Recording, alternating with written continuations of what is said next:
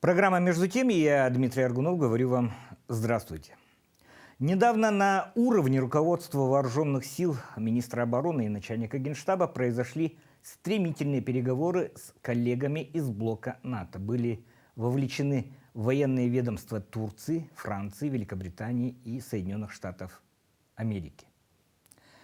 Речь, насколько все поняли, шла о возможности применения Украиной грязной бомбы с целью обвинения в этом России, мол, тактический заряд сдетонировал.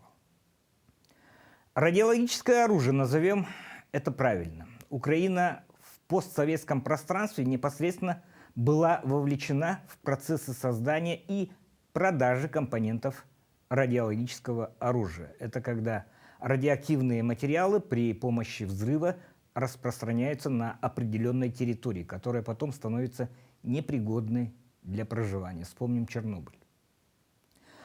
Для невовлеченных вспомним клише, популярное в Голливуде. Половина супершпионов спасает мир от чего? Правильно, от восточноевропейского ядерного заряда. Думаете, на пустом месте появилось это?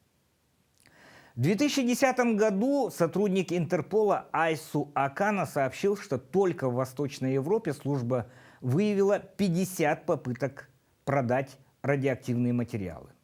По его словам, большая часть таких случаев приходится на Украину. В 2015 году Служба безопасности Украины уже провела операции по изъятию незаконного оборота ядерных материалов и радиоактивных веществ.